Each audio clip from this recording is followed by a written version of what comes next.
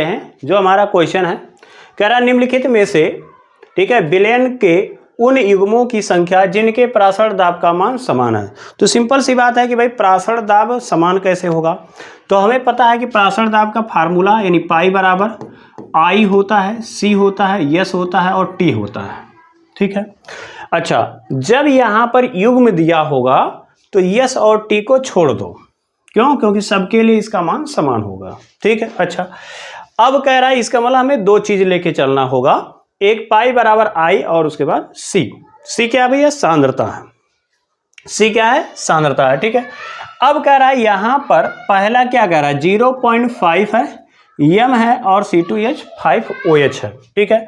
तो इसके लिए अगर देखा जाए तो हमारे पास जो है पहले में C2H5 है। देखो पाई बराबर, पाई किसका निकालना है तो C2H5 और OH का निकालना है, ठीक है, बराबर आई होगा और सी होगा, यस होगा और टी होगा। मन करेगा तो लिखेंगे, नहीं तो छोड़ देंगे। आई क्या होता है? 1/2 गुणांक है। क्या है? 1/2 गुणांक है। तो C2H5OH जो है अगर इसे आप तोड़ रहे हो तो क्या मिलेगा? कुछ नहीं मिलेगा, यानी कोई आयन में ये वियोजित नहीं होगा, यानी जलीय विलयन में आयनित नहीं होता है। ये बात ध्यान में रखेंगे। तो अब जब आयनित नहीं होगा इसका मतलब आई का मान कितना होगा? 1 होगा। तो यहां पर हमने लिख लिया आई का मान कितना? 1 लिख लिया, ठीक। अच्छा, अब कह रहा है कि यहां पर जो सांद्रता है यानी ये सी कितना दे दिया है? 0.5 है। तो इसका मतलब क्या है कि सी के जगह पर क्या लिख लोगे? 0.5 लिख लोगे और एस टी, यानी टोटल आ गया इसका 0.5 एस टी। बात है इसमें 0.5 कितना आ गया? एस टी आ गया। किसका? एथिल अल्कोहल का। अच्छा, अब कह रहा है इसका बता दो। तो इसके लिए पाई लिखोगे यानी परासरण दाब। तो क्या है भैया? परासरण दाब किसका? के बी आर का है। तो यहाँ के लिखोगे और बी आर है। क्वेश्चन बहुत ही इजी है।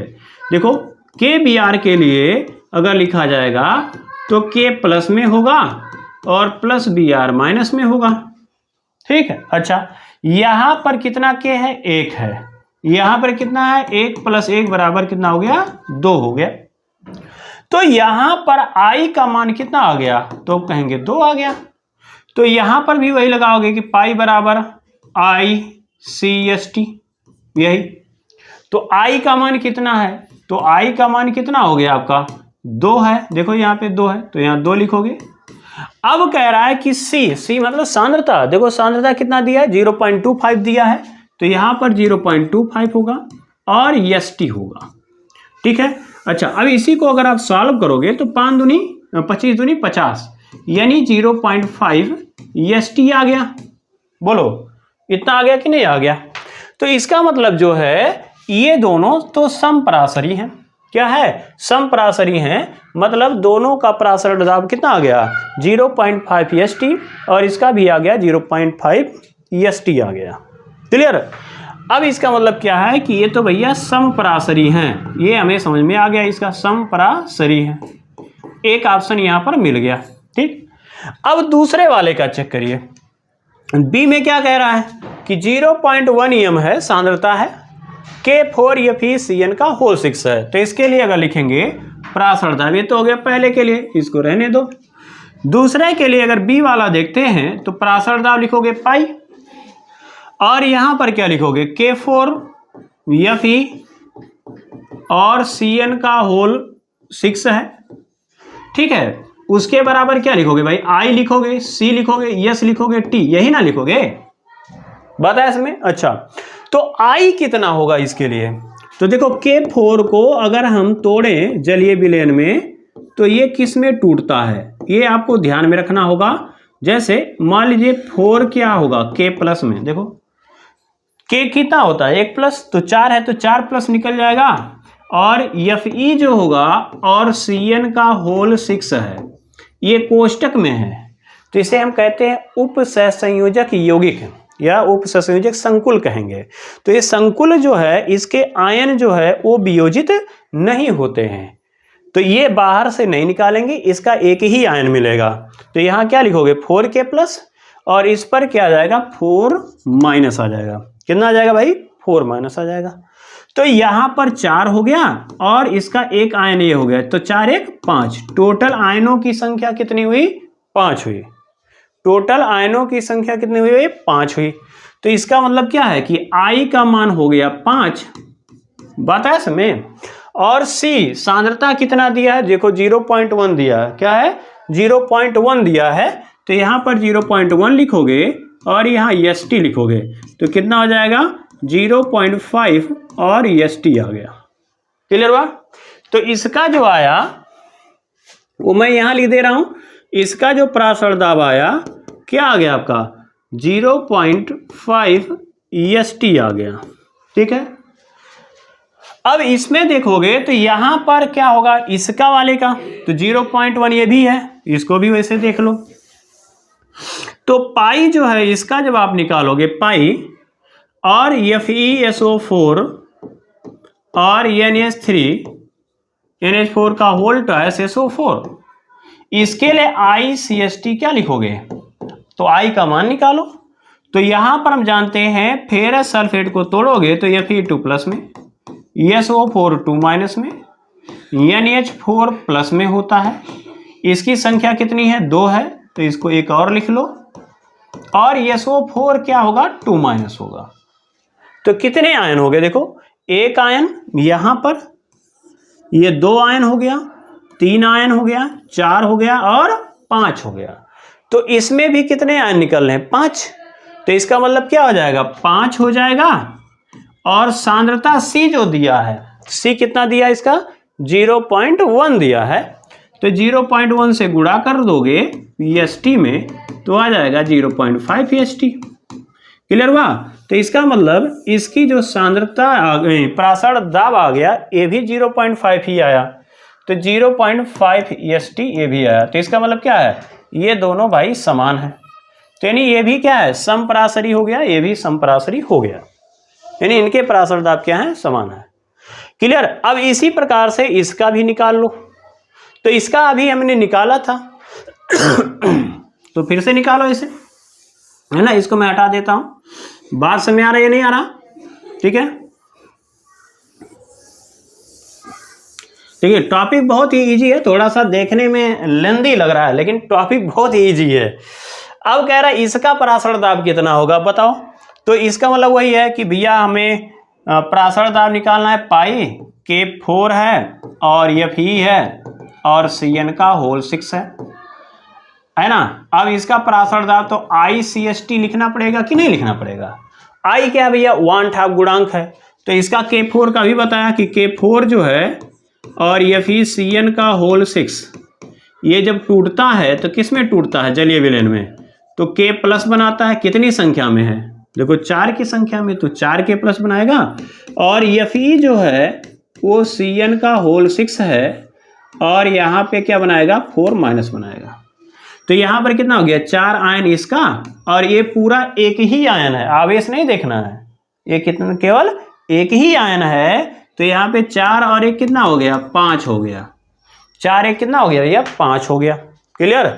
तो इसका मतलब यहाँ भी I का मान कितना हो गया 5 और इसके लिए सांद्रता देखिए कितना दिया 0.05, तो 5 गुणे 0.05 ST हो जाएगा या 5 25 हो जाएगा, तो 0.25 ST होगा कि नहीं होगा। इसका मतलब है कि इसके लिए भी जो वैल्यू आया वो 0.25 ST आया परासर दाब। ST छोड़ लिखना होगा, लिखेंगे नहीं छोड़ सकते हो।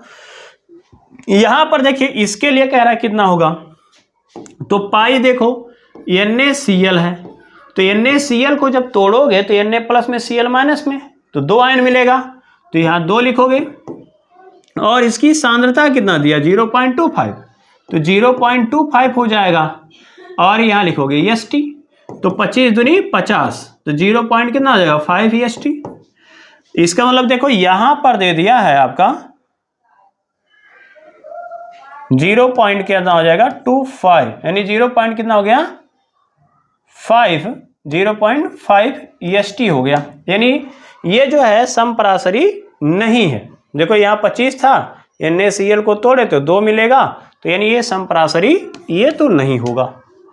बात है इसमें। चलो इसको देख लेते हैं, बात आ रहा है ना इसमें, कोई डाउट होगा तो जरूर बताएंगे। अब इसका कैसे होगा कि भैया ये संपरासरी है या नहीं है, इसके लिए तो इसके लिए क्या दिया हुआ है, तो वही कह रहा है कि पाई जो है और NaCl का निकालना है, तो ICST लगा दो, तो I का मान कितना होगा NaCl के लिए, तो Na प्लस में और Cl माइनस में टूटेगा, तो Na प्लस और Cl माइनस में जब टूटेगा तो Na क्या हो जाएगा आपका प्लस में और Cl माइनस में, तो एक एक कितना हो गया 2 आयन, एक एक कितना हुआ 2, तो 2 आयन जब आया तो I का मान कितना हो जाएगा 2।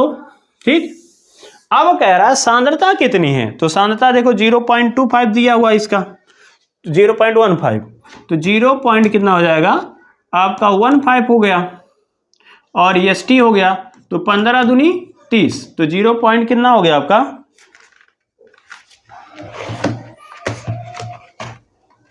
शिवम कह रहे हैं कि सर बी ऑप्शन होगा, इसका बी ऑप्शन बोल रहे हैं इसका।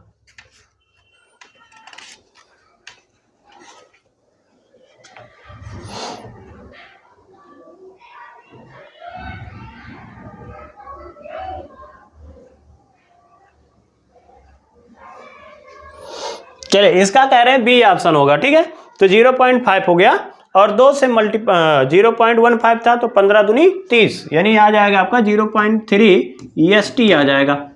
तो इसका मतलब क्या हो गया कि इसका जो आया वो आया 0.3 EST। ठीक है, अब कह रहा BaCl2 का निकाल के देखो, तो प्रासरण दाब पाई का निकालोगे BaCl2 के लिए, तो क्या लिखोगे I का मान, तो एक आयन इसका और 2 Cl का, कितने आयन हो जाएंगे 3, तो I का मान कितना हो गया 3। अच्छा, सांद्रता कितना दिया C, देखो 0.1 दिया है, तो 0.1 लिखोगे और यहाँ EST लिखोगे, तो इसकी वैल्यू 0.3 EST आ गया। इसका मतलब BaCl2 वाला भी कितना आ रहा है 0.3 आ रहा है EST प्रासरण दाब। अब इसका भी निकाल लो, तो इसी तरीके से सबका निकालना पड़ेगा। ठीक है, अगर आयन पता है तो आप डायरेक्ट निकाल लो, या कितने आयन हैं 2 आयन है। ठीक है, तो KCl के लिए निकालोगे तो पाई KCl बराबर ICST, तो I का मान कितना दिया देगा KCl के लिए, तो K प्लस और Cl माइनस 2 आया, तो 1/2 गुणांक हो गया 2। अब यहाँ गुणा लिखोगे, सांद्रता कितना दिया 0.02, तो यहाँ 0.02 लिखोगे, EST हो गया 2 दूनी 4, तो 0.04 EST। तो इसका आ गया 0. एक मिनट, इसमें MgCl2 भी दिया है, तो MgCl2 2 इसके मिलेंगे, 2 4 और अच्छा ये ध्यान में रखेंगे थोड़ा सा, KCl है और इंटू MgCl2 है इंटू 6H2O है ना। तो यहाँ पर जब तोड़ोगे इसको तो कौन कौन से आयन मिलेंगे, देखो K प्लस मिलेगा, Cl माइनस मिलेगा, Mg2 प्लस मिलेगा और 2Cl माइनस मिलेगा। चूंकि जल है, जलीय विलयन में घोल रहे हो तो वो आयनित नहीं होगा, तो जल को छोड़ देंगे। तो आयन कितने मिले, 2 यहाँ मिला, 3 मिला, 4 मिला, 5 मिला, यानी कुल टोटल यहाँ पे 5 आयन थे। तो यहाँ पर हमें 5 से गुणा करना पड़ेगा, तो इंटू MgCl2 इंटू 6H2O में जो I है, C है, EST है, वो कितना होगा, तो 5 गुणे 0.0 और 2 है EST, तो 5 दूनी 10, 0.1 हो जाएगा EST, यानी इसका आ गया 0.1 EST आ गया।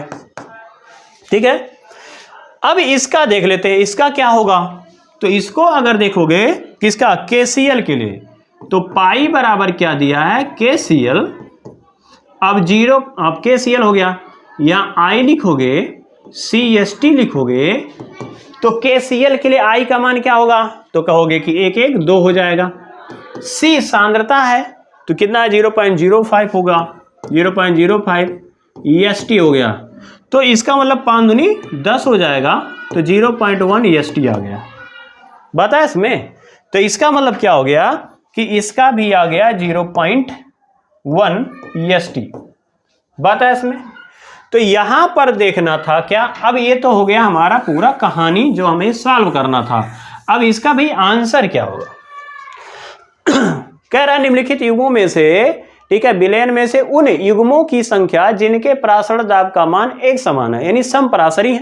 कितने युग्म हैं, तो देखो यहां पर ये समप्रासरी था और ये नहीं था, ये भी समप्रासरी। देखो 0.35 0.3 EST, इसका 0.1 आया, 0.1 आया, तो यानी कुल कितने हो जाएंगे 4। यानी यहाँ का जो आंसर होगा वो कौन सा होगा, 4 होगा। यानी 4 जोड़े, यानी 5 में से 4 ऐसे जोड़े हैं जिनका प्रासरण दाब क्या भैया समान है। अब वो कौन कौन से जोड़े हैं, तो ए वाला है, बी वाला है, डी वाला है और तथा ई वाला है। तो ये ऐसा आंसर आपको लिखना था, ये जेईई मेंस का क्वेश्चन था। ठीक है, अब बताओ कोई दिक्कत है तो बताइए, समझ में आया ना। तो अगर ऐसा क्वेश्चन आ रहा है तो प्रासरण दाब कैसे निकालोगे, तो सिंपल सा बात है, पाई बराबर ICST आपको निकालना है। यस और टी का मान सब में समान है, इसको आप छोड़ सकते हो। बस इतना ध्यान में रखिए कि I और C का गुणांक देखना है, जिसमें ज्यादा उसका प्रासरण दाब ज्यादा, जिसका मान बराबर होगा उसका प्रासरण दाब समान होगा। बात खत्म, और कुछ देखने की जरूरत नहीं थी।